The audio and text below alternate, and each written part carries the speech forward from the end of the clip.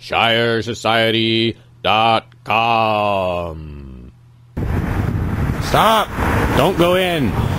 The federal fort, also known as the Norris Cotton Building in Manchester, New Hampshire. So, I guess I'm basically just using this place as a backdrop to rant about my concerns regarding the handling of the Malheur, I hope I'm saying that right, the Malheur Wildlife Refuge Crisis, or the Bundy Rebellion, or whatever you want to call it. Your tax dollars at work, right here.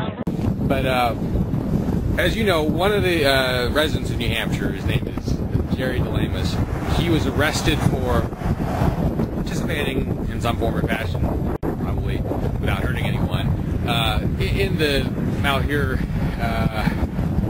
issue, the Bundy Rebellion, both of them basically.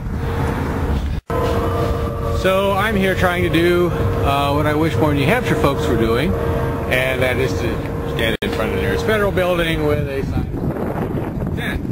Well, my theory is that the biggest difference is the difference between 0 and 1. So if you've got 0 protests in front of this building, that has a dramatically different effect from 1. Now, of course, on a scale of 1 to 10, I'm going to be a 1. But this is what I can do today. Unfortunately, a Saturday. Now, it's been a source of some sadness for me that after Jerry DeLemus, a New Hampshire resident, was arrested by the feds with a SWAT team and all that, this brilliant infrastructure surrounding the Bundy Rebellion was never put to use to make a good demonstration.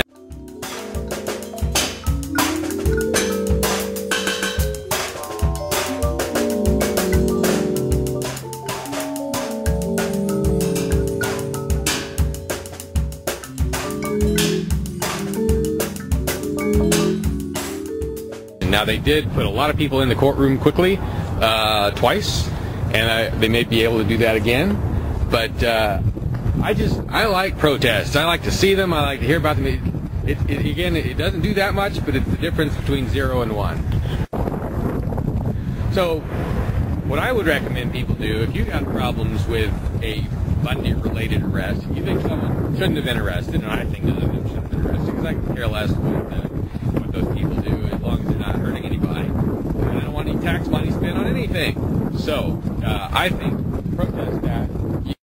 You just go by yourself to the nearest federal building, and you stand there for a few minutes with a flag, you get a few pictures of yourself, you put it on YouTube, and every federal building in the country ideally should have a little protest like this. It would be more powerful than having 200 people in one place. And that will happen, I think, later this week or later this month. There's going to be a big rally connected, it's a land rights rally directed against the federal government. That's going to be at the State House on March 23rd. And that's good. But I just think there's no substitute for stuff you can do by yourself without a lot of consulting with others. There's also a historical note I wanted to bring up that I've been thinking about a lot with relation to the Bundy crisis, and that is the, I don't know if you're familiar with the Easter Rising in Ireland. There was a situation that developed there that was actually very similar to the Malheur crisis. And what happened was a bunch of Republicans in Southern Ireland or in Central Ireland, I don't know, I think it's in Dublin, rose up and seized a government building, right? And now then they tried to defend it by force, and there was an actual shootout. British brought in artillery. I think they may have held it for days, but not for weeks. This happened in, I think, spring of 1916. And so it was in the middle of World War I. A lot of Irish were very sympathetic to the British cause in World War I, so they didn't like the idea of these rebels doing this stuff at this time. But the British government overreacted, and what happened was they started executing people who'd been involved in this. And that changed things and actually resulted in the Irish War of Independence, which was successful. Fighting violently tends to not really bring much freedom. But it does tell us, the federal government, that they need to be cautious about how much they overreact with this crisis, if you want to call it a crisis. And it seems like the number of arrests is not really proportionate to the size of the event. Unless the government's just scared of people, I think they are. Anyway, a couple other thoughts that were coming.